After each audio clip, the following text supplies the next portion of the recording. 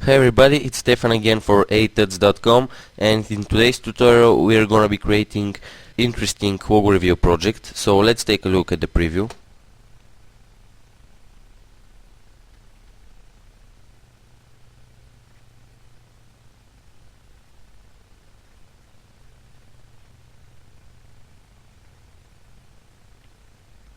Okay, let's create a new composition with 150 size and call it custom particle. That's the composition where basically we are going to type all the letters from A to Z with capital letters and size of 130. Let's center the letter here, make it also bold, and each letter will be 1 frame long. So let's trim this layer to be only 1 frame long, and basically just duplicate this layer, drag it over and change it to B, and repeat this action until you get all the letters in the alphabet. I'm going to pause the video to do this for you, and then I'll come back. Okay, I'm ready, and now trim this comp to be long only 26 frames. So let's hit N on the keyboard to set the end of the work area, and right click and trim comp to work area. And you can see, let's create a preview, the letters. Okay, so now let's change a bit these letters. Create a new adjustment layer on top of the all layers and apply a ramp effect. Generate ramp and set the top point just on the top of the letter and the bottom point just to the bottom part of the A, and change this color to bright grayish color or something like that. And now let's add another effect. Come to effect, color correction, and choose colorama. Basically we are going to make all the letters look like they are made from metal or something like that. So hit on the modify and uncheck the modify alpha checkbox, and you can see when we add a colorama how we get this sharp edge on the letter.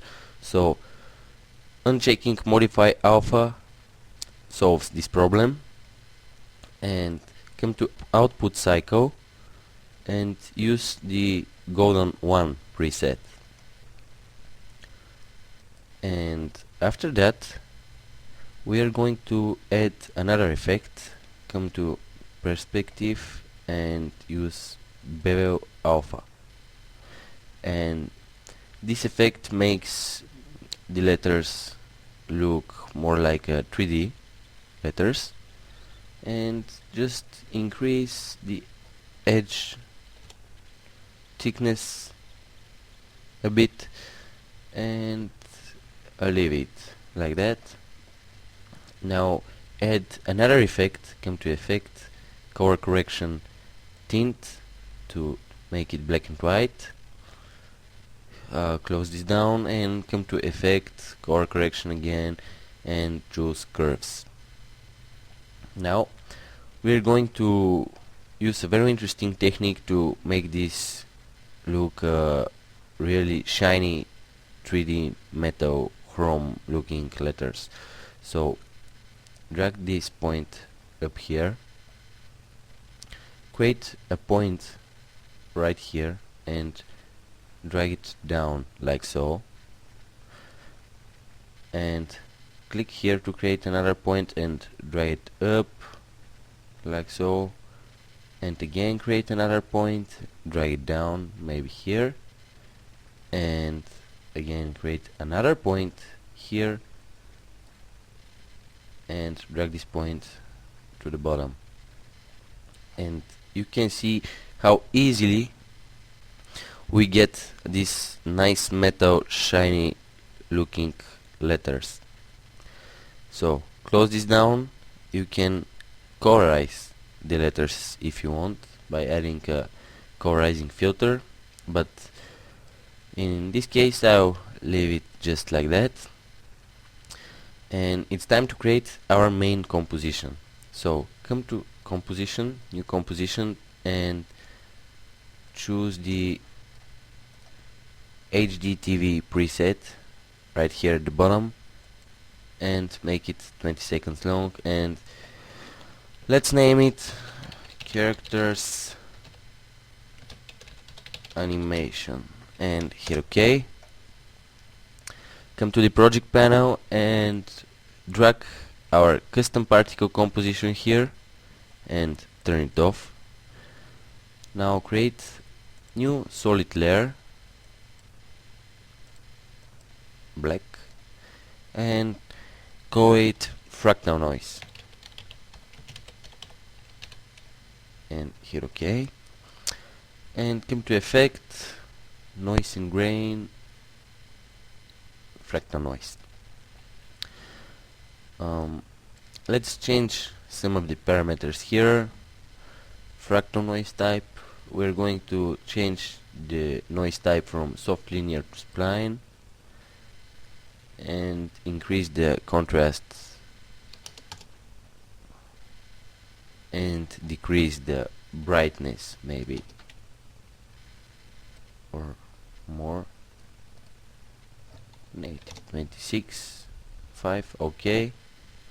Let's drop the resolution down to half to work faster, and increase the complexity of the noise to the maximum, which is 20, and come to transform, uncheck the checkbox for uniform scaling and scale it like so. Yeah, I think this looks good, and the only thing we are going to do for the fractal noise is to make it evolves. So hold down Alt and click to evolution stopwatch and type a very simple expression. I think that everybody know this expression, so let's type it just real quick. Time multiplied by 150 and click away, and this makes our fractal noise evolving like so. And the only thing we're going to do for the fractal noise layer is to animate its opacity. So come to the 2 seconds mark right here, hit T to review the opacity property, click the stopwatch and set the opacity to 0, and come to the 4-second mark and make the opacity 100%, and that's it. We are ready with our fractal noise layer. Now let's collapse this and create another solid layer, new solid, and call it lens flare. Now let's add the lens flare effect. Come to effect, generate lens flare. You can use the No White Factory lens flares, but for this tutorial I'm going to use the built-in lens flares in After Effects, and change the flare brightness just a bit like so, and tint the lens flare. Come to effect, color correction, tint, and add another adjustment. Come to effect, color correction, curves, just to increase the contrast of this lens flare, like so. Crush the white areas, and finally add the effect, blur and sharpen, fast blur, and set the blurriness to 100. Click the repeat edge pixels checkbox and collapse all these parameters, and set the lens flare just a bit below the center of the composition.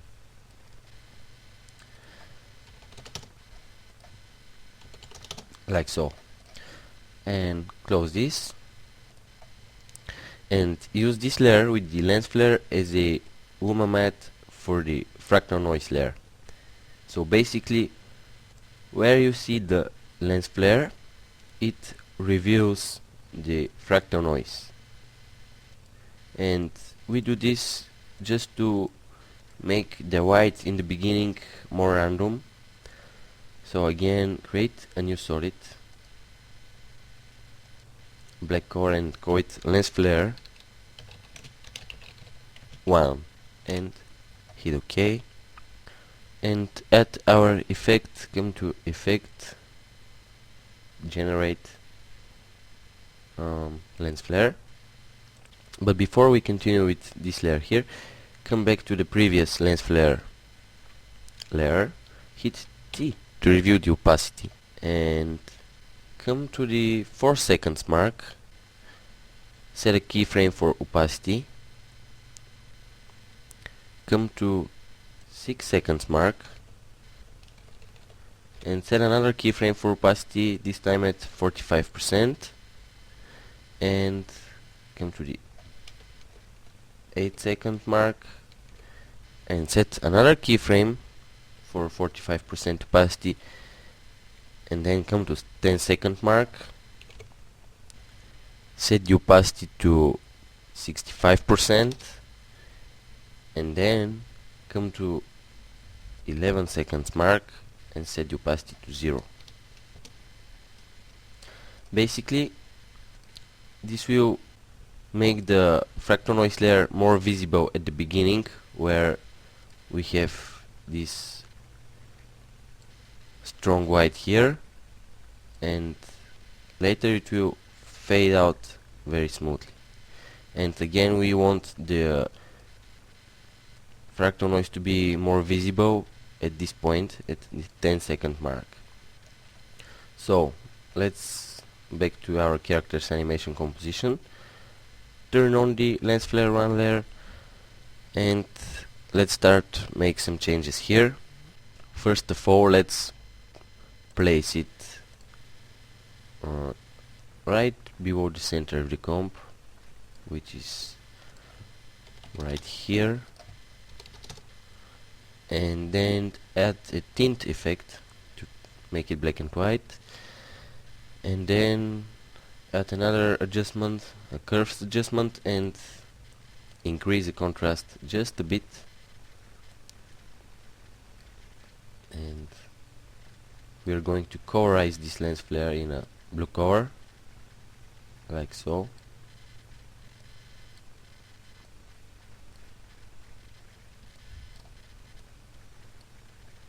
Okay, and finally add a fast blur effect and set the blur to 200. That looks okay. And now let's change the blend mode to add, and collapse this part with the blending modes and hit F4 to toggle between switches and modes. So set the lens flare 1 layer to add, and let's animate the flare brightness and flare opacity. So come to the 1 second mark. I'll just zoom the timeline. Come to the 1 second mark and set a keyframe for flare brightness and set the flare brightness to 0. Now come to 1 second and 7 frames and set the flare brightness to 90, and then come to 1 second and 17 frames, 10 frames forward, and set the flare brightness to 0 again, and then come to 2 seconds and 10 frames and set the flare brightness to 100. And basically we want a strong white at the beginning, like a blinking white, and then it disappears for a second, and again you can see the white from the center. So leave the flare brightness like so, and let's animate the opacity of the layer. Come to the 8 second mark, hit T to review the opacity of the lens flare, set a keyframe and set it to 30%, and come to the 10 second mark and set the opacity to 55%, and come to the 11 second mark, set it to 0. So basically that's the basic animation of the lens flare. And now let's create another layer with a lens flare. Just duplicate this layer, come to edit, duplicate, and put it below our lens flare no layer, call it lens flare 2, set the transfer mode to screen. Let's animate some of the parameters here. Just leave the flare brightness animation like so, but increase the flare brightness at the 2 second and 10 frames mark to 125, and animate the fast blur effect. Set a keyframe for the fast blur at the 1 second and 7 frames mark. Set a keyframe, set it to 100, and come to 2 seconds and 10 frames mark and set the fast blur to something like so. Come to the 4 seconds mark and set a keyframe for opacity. So click on the stopwatch to delete all the keyframes, set a keyframe for opacity and set it to 50%. Come to the 6 seconds mark, set the opacity to 45%, and come to the 8 second mark and just set a keyframe again for 45% opacity, and come to the 10 second mark, set the opacity to 70%, come to the 11 second mark and set the opacity to 0. So that was a bit tedious about creating all these lens flares and fractal noise and custom particles, etc. But we are done with this animation, so we can now start with the fun part of the tutorial, making some particles flying around. Let's create another solid and call it big particles and hit OK. Let's add effect trap code particular and so this layer, and you can see just the basic sphere particles emitting from the center, and open the emitter section and let's change some values here. First of all, change the direction from uniform to directional and change the Y rotation to 180 degrees. So the particles come towards the camera. Then change the Z position to 5000 to make the particles really far away from the camera. And let's animate some of the parameters here. Let's come to the 3-second mark and set a keyframe about the velocity of the particles, and set the velocity to 3500, which is a very strong velocity, as you can see. Hit U to review the keyframes and come to the 4-second mark and change the velocity to 0, and come to the 6 seconds mark, set a keyframe about particles per second, and 10 frames forward set the particles to 0, so we stop emitting particles at the 6 seconds.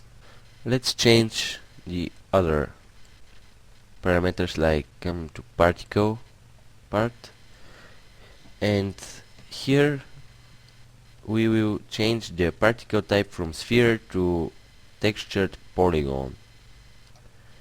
And we use textured polygon because if we used a sprite particle and choose the texture for the sprite particle and pick a random still frame and increase the size of the particles, you can see the particles how they look and behave. And when we change this to textured polygon, and we can adjust the rotation of the particles so they look different, as you can see here, and that's what we going for. So let's reset all the settings here. Set the width of the particles to 15 seconds and time sampling random still frame that basically picks a random still frame from the decomposition, and that makes all the particles to be different. Now let's change some of the rotation values here. Rotation X, set it to 30 maybe. Rotation Y, set it to 60, and rotation Z, set it to 25 maybe, and random rotation 100. I think this looks fine. And just random speed, set it to 0.5 just to give it a little bit of random speed. Size, set the size to 100 to see the letters a bit better. Size random 20, and size over width, we are going to use this preset here and just drag like so. And opacity over width, again the same, just copy this and paste it. I think that's it for the particles section. Now let's come to the physics. Set the air resistance to 1 and check the air resistance rotation checkbox, so air resistance affects the rotation of the letters. Let's change the spin frequency to 0 and fade in spin 0, and increase the wind Z to minus 3500, so it pushes the particles from the center towards the camera. Come to the 4-second mark and set a keyframe about wind Z, and come to the 6 seconds mark and set a keyframe for wind Z to 0, so it stops pushing the letters. Hit U to review all the keyframes and make the second keyframe of the wind easy ease. Right click, keyframe assistant easy ease, or hit F9, and basically that will do the trick, because all the velocity and wind Z stop at the 6 seconds point, and the particles are just flowing and smoothly stopping and freezing in the air. And then we come to the 7 seconds and 10 frames and set a keyframe for wind Z and set it to 0, and come to the 8 second and 10 frames and set the wind Z to 10,000. So basically that will push the particles back and they will collapse into the light and form the logo. So basically that's the key to get this animation done. Another thing we are going to change here is the turbulence field. So come to turbulence field, set a keyframe at 6 seconds for the turbulence field effect position, and come to the 8 seconds mark and set the effect position to 800, so we get a little bit of random movement when the particles start to collapse. Just change a few of the settings here, scale to 0.5 to get a very subtle and smooth movement of the letters. Change the complexity to 1 and increase the octave multiplier to 10. Set the octave scale to 0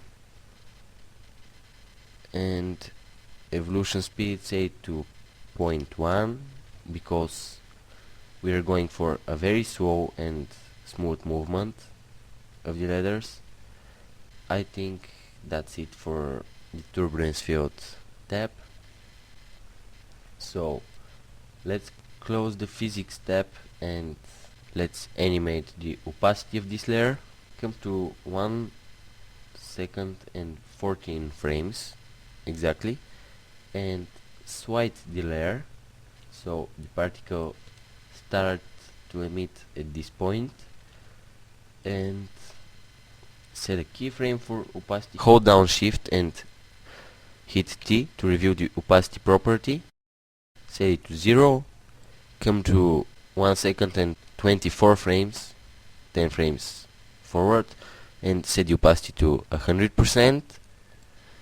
And then come to 9 seconds and 20 frames, set a keyframe for opacity, and come to 10 seconds and 10 frames and set the opacity to 0. I think just I messed up the opacity here. Just make it to the 11 second they disappear.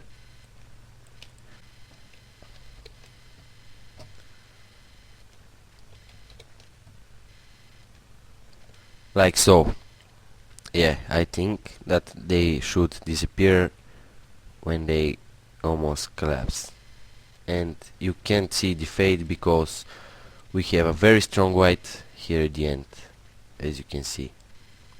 And let's get back to our character's animation composition, and collapse this layer,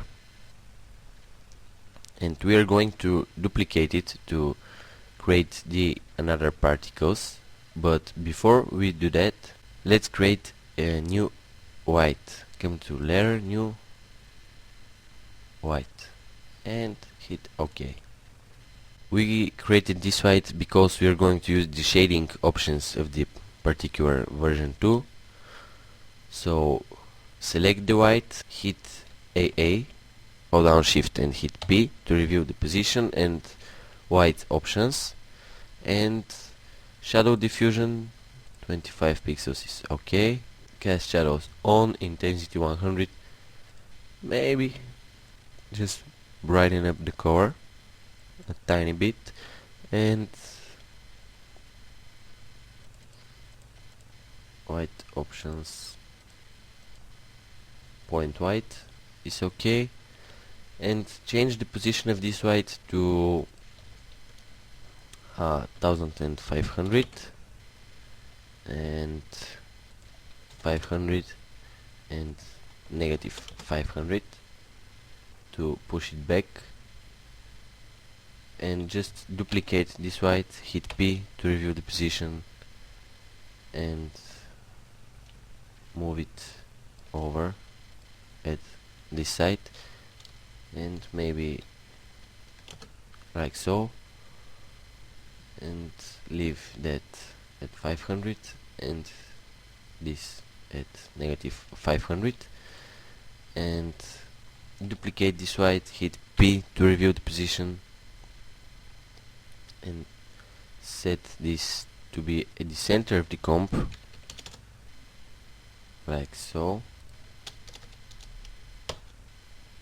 and move it to the bottom part of the composition and leave it like so, and duplicate it again, hit P to review the position, and this time move it up like so, and duplicate it again for the last time and hit P to review the position. Just make it right in the center of the composition and far away from us. So basically we have one white. Let's come to the custom view. We have one white here, which is in front the particles, not behind them and far away from the camera, and 4 whites which surround all the particles and white up them. So let's collapse all the whites, come to the particles layer, and for this white just hit T to review the intensity and increase it just a bit, and come to this particle layer, come to shading and turn it on, and change the white fall off from natural lux to AE whites. Set the ambient white to 100, set the diffuse to 50, specular amount to 25 maybe, and specular sharpness to 50, and I think that's what we are going for. As you can see, some of the letters are white up more, some of them are fade in the dark. So basically that's the effect we are going for.